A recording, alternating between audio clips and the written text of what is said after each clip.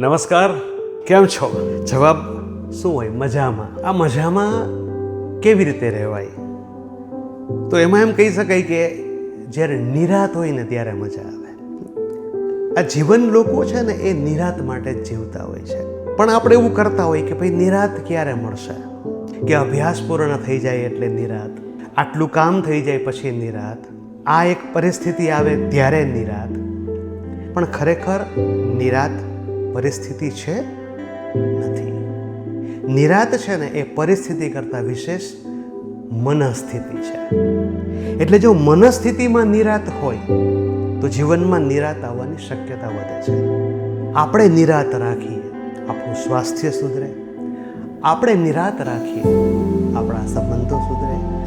આપણે નિરાત રાખીએ, આપણું જીવન સુધરે.